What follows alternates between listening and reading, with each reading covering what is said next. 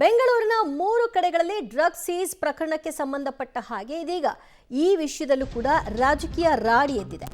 55.88 ಕೋಟಿ ಮೌಲ್ಯದ synthetic drugs ಅನ್ನು ಜಪ್ತಿ ಮಾಡಲಾಗಿದೆ. ಬೆಂಗಳೂರಿನಲ್ಲಿ 55 ಕೋಟಿ ಡ್ರಗ್ ಸೀಸ್ ಸುಳ್ಳು ಅನ್ನುವಂತಹ ವಿಷಯವನ್ನು ಸ್ವತಃ ಗೃಹ ಸಚಿವ ಪರಮೇಶ್ವರ್ ಅವರು ಹೇಳ್ತಾ ಇದ್ದಾರೆ.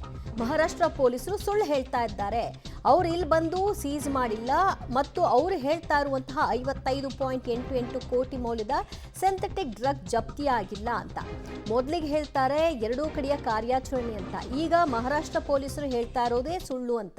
ಹಾಗಾದ್ರೆ ನಿಜ ಏನು ಅನ್ನೋದನ್ನ ಮಾನ್ಯ ಗೃಹ ಸಚಿವರು ಹೇಳಬೇಕಾಗಿದೆ.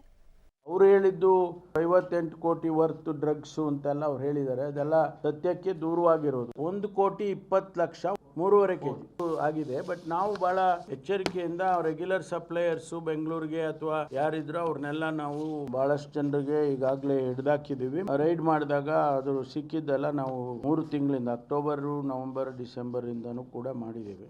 ನವೆಂಬರ್, ಡಿಸೆಂಬರ್ ಇಂದಾನು ಕೂಡ ನಮಗೆ ನ್ಯೂ ಇಯರ್, ಕ್ರಿಸ್ಮಸ್ ಇದು ಬರ್ತಾ ಇದೆ. ಬಹಳಷ್ಟು ಜನ ಹೊರಗಡೆಯಿಂದ ತಗೊಂಬಂದು ಸ್ಟಾಕ್ ಇಟ್ಕೊಳ್ತಾರೆ. ಇದು ಸಾಧ್ಯತೆ ಇದೆ ಅಂತ ಹೇಳಿ ನವೆಂಬರ್, ಡಿಸೆಂಬರ್ ಇಂದಾನೆ ಪ್ರಾರಂಭ ಮಾಡೋದು. ಸುಮಾರು 165 ಕೋಟಿ ರೂಪಾಯಿ ಡ್ರಗ್ಸ್ ಅನ್ನ ಇಲ್ಲಿವರೆಗೂ ಹಿಡಿದಾಕಿದೀವಿ. ಮಹಾರಾಷ್ಟ್ರದವರು ಪೊಲೀಸ್ನವರು ಅವರಿಗೆ ಯಾರನ್ನೋ ಬಾಂಬೆನಲ್ಲಿ ಹಿಡಿದಾಗ ಅವನು ಯಾರು ನನಗೆ ಮಾಹಿತಿನ ಅವ್ರಿಗೆ ಕೊಟ್ಟಿದ್ದಾರೆ. ಆ ಮಾಹಿತಿ ಆಧರಿಸಿಕೊಂಡು ಇಲ್ಲಿ ಅವ್ರು ಬಂದಿದ್ದು. ನಮ್ಮ ಪೊಲೀಸ್ನವರು ಅವರ ಜೊತೆಯಲ್ಲೇ ನಮ್ಮವರು ಕೂಡ, ನಮ್ಮ DCP ಕೂಡ ಹೋಗಿದ್ದಾರೆ.